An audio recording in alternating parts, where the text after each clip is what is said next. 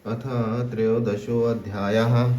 विदुर जी के उपदेश से धृतराष्ट्र और गंधारी का वन में जाना। सूत जी कहते हैं, विदुर जी तीर्थ यात्रा में महर्षि मैत्रेय से आत्मा का ज्ञान प्राप्त करके हस्तिनापुर लौट आए।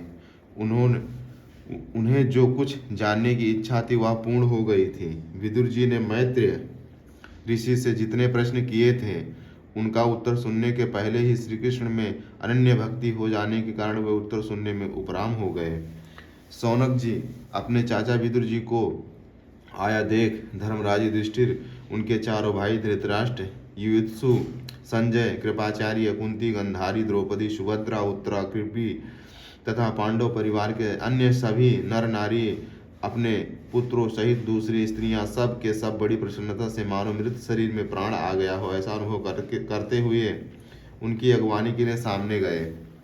यथा योग्य आलिंगन और प्रणाम आदि के द्वारा सब उनसे मिले और विरह जनित उत्कंठा से कतार होकर बने प्रेम के आंसू बहाए। युधिष्ठिर ने आसन पर बैठकर उनका यथोचित सत्कार किया। जब वे भोजन एवं विश्राम करके सुखपूर्वक आसन पर बैठे थे तब युधिष्ठिर ने विनय से झुककर सबके सामने ही उनसे कहा,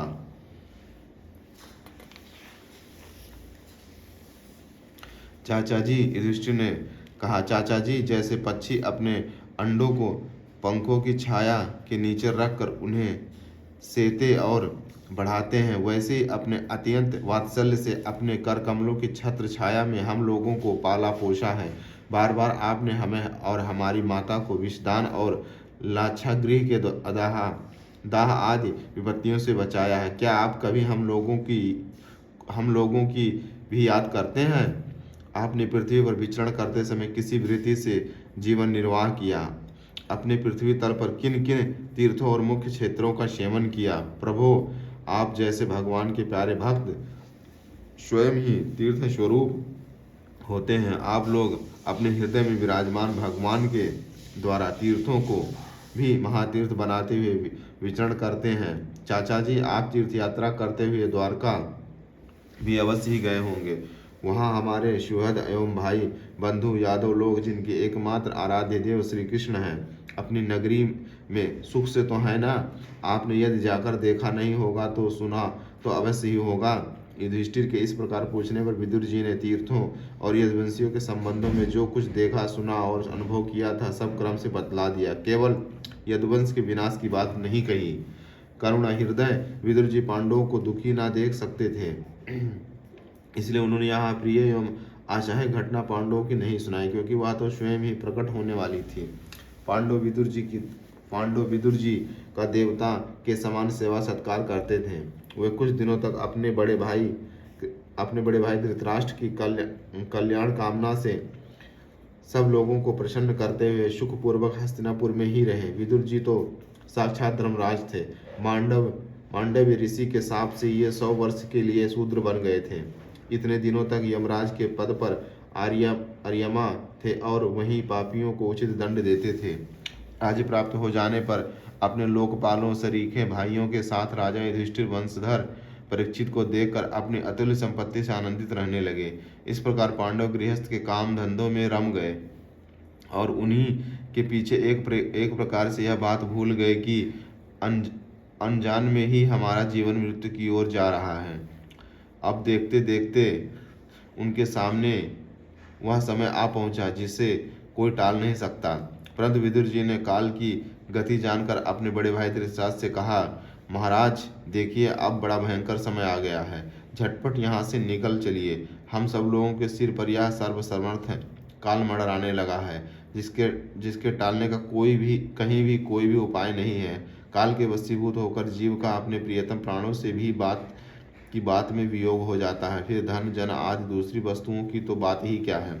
आपके चाचा ताऊ भाई सगे संबंधी और पुत्री सभी मारे गए। आपकी उम्र भी ढल चुकी है, शरीर बुढ़ापे का शिकार हो गया। आप पराये घर में पड़े हुए हैं। ओह, इस प्राणी को जीवित रहने की कितनी प्रबल इच्छा होती है। इसी के कारण तो आप भीम का भी दिया हुआ टुकड़ा खाकर कुत्ते का सा जीवन बिता रहे हैं। जिनको आपने आग में जलाने की चेष्टा की, विष देकर मार डालना चाहा, भरी सभा में जिनकी विवाहित पत्नी को अपमानित किया, जिनकी भूमि और धन छीन लिए, उन्हीं के अन्न से पले हुए प्राणों को रखने में क्या गौरव है?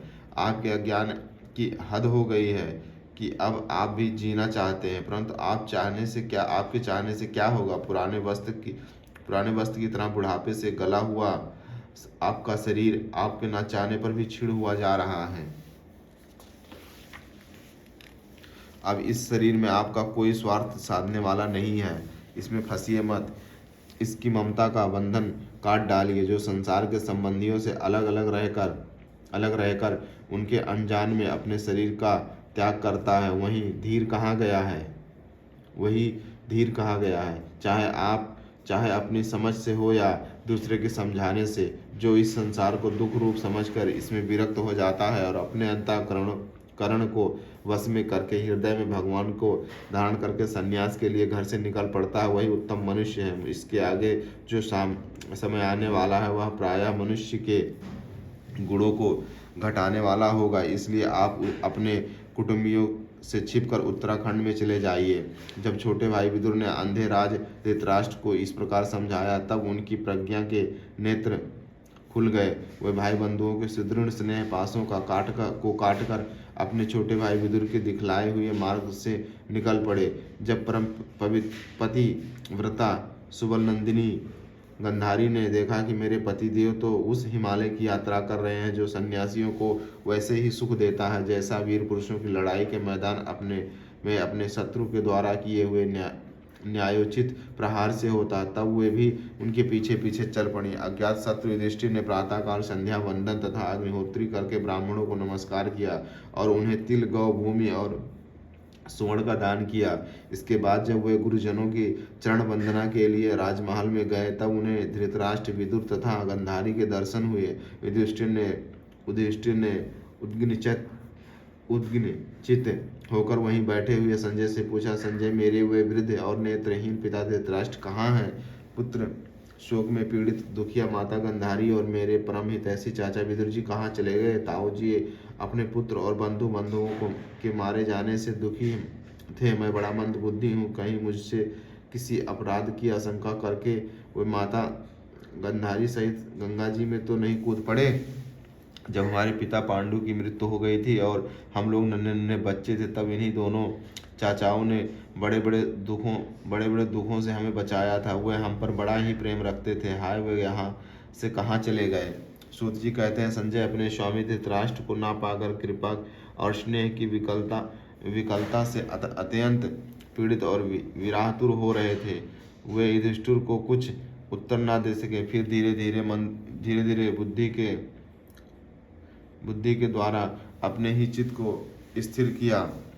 हाथों से आंखों के आंसू पोंछे और अपने स्वामी धृतराष्ट्र के चरणों का स्मरण करते हुए युधिष्ठिर से कहा। संजय बोले, कुलनंदन, मुझे आपके दोनों चाचा और गंधारी के संकल्प का कुछ भी पता नहीं है। महाभाव, मुझे तो उन महात्माओं ने ठग लिया। संजय इस प्रकार कह ही रहे थे कि तुम्बरु के साथ देवर्षि नारद जी वहां पहुंचे। महाराज युधिष्ठिर ने भाइयों सहित उठकर उन्हें प्रणाम किया और उनका सम्मान करते हुए बोले। युधिष्ठिर ने कहा, भगवान, मुझे अपने दोनों चाचाओं का पता नहीं लग रहा है। न जाने वे दोनों अपने पुत्र शोक में से व्याकुल तपस्विनी माता गंधारी यहाँ से कहाँ चले गए? भगवान, अपार समुद्र से कर्णधार के समान आप ही हमारे पारदर्शक हैं। तब भगवान के परम भक्त भगवानमय देवर्षि नारद ने कहा, धर्मराज, तुम किसी के लिए शोक मत करो, क्योंकि यह सारा जगत ईश्वर के वश में है। सारे लोक और लोकपाल विवश होकर ईश्वर की ही आज्ञा का पालन कर रहे हैं। वहीं एक प्राणी को दूसरे से मिलता है और वही उन्हें अलग करता है। जैसे बैल बड़ी रस्सी में बंधे और छोटी रस्सी में नथे रहकर अपने स्वामी का भार ढोते हैं, उसी प्रकार मनुष्य भी वर्ण, आश्रम आदि अनेक प्रकार के नामों से वेद रूप रस्सी में बंधकर ईश्वर की ही आज्ञा का अनुसरण करते हैं। जैसे संसार में खिलाड़ी की इच्छा से खिलौने का संयोग और वियोग होता है, वैसे ही भगवान की इच्छा से मनुष्यों को मिलना भी छुड़ना होता है। तुम लोग को के जीव रूप में नित्य मानो या देह रूप से अनित्य अथवा जड़ रूप से अनित्य और चेतन रूप से नित्य अथवा शुद्ध ब्रह्म रूप से नित्य अनित्य कुछ भी ना हो, मानो किसी भी अवस्था में मोहजन्य अशक्ति के अतिरिक्त वे शोक करने योग्य नहीं है। इसीलिए धर्मराज वे दीन दुखी चाचा चाची असहाय अवस्था में मेरे बिना कैसे रहेंगे। इस अज्ञान जन्य मन की विकलता को छोड़ दो। यह पांच भौतिक शरीर काल कर्म और गुणों के वश में है। अजगर के मुंह में पड़े हुए पुरुष के समान यह पराधीन शरीर दूसरों की रक्षा ही क्या कर सकता है। हाथ वालों के बिना हाथ वाले, चार पैरों वाले पशुओं के बिना पैरों वाले तृणादि और उनमें भी बड़े जीवों के छोटे जीव आहार हैं। इस प्रकार एक जीव दूसरे के जीवन का कारण हो रहा है। इन समस्त रूप में जीवों के बाहर और भीतर वही एक स्वयं प्रकाश भगवान जो संपूर्ण आत्माओं के आत्मा माया के द्वारा अनेकों प्रकार से प्रकट हो रहे हैं। तुम केवल उन्हीं को देखो। महाराज, समस्त प्राणियों को जीवन दान देने वाले वही भगवान इस समय इस पृथ्वी पर देव द्रोहियों का नाश करने के लिए काल रूप से अवतीर्ण हुए हैं। अब वह देवताओं का कार्य पूरा कर चुके हैं। थोड़ा सा काम और शेष है, उसी के लिए वे रुके हुए हैं। जब तक वे प्रभु यहाँ हैं तब तक तुम लोग भी उनकी प्रतीक्षा करते रहो। धर्मराज, हिमालय के दक्षिण भाग में जहाँ सप्तऋषियों की प्रसन्नता के लिए गंगा जी ने अलग अलग 7 धाराओं के रूप में अपने को 7 भागों में विभक्त कर दिया है, जिसे सप्त स्रोत कहते हैं, वही ऋषियों के आश्रम पर धृतराष्ट्र अपनी पत्नी गांधारी और विदुर के साथ गए हैं। वहाँ वे त्रिकाल स्नान और विधि पूर्वक अग्निहोत्र करते हैं। जब उनके चित्त में किसी प्रकार की कामना नहीं है, वह केवल जल पीकर शांति चित्त से में निवास करते हैं। आसन जीत कर प्राणों को वश में करके उन्होंने अपने 6 इंद्रियों को विषयों से लौटा लिया है। भगवान की धारणा उनके तमोगुण, रजोगुण और सत्वगुण के मल नष्ट हो चुके हैं। उन्होंने अहंकार को बुद्धि के साथ जोड़कर और उसे क्षेत्रज्ञ आत्मा में लीन करके उसे भी महाकाश में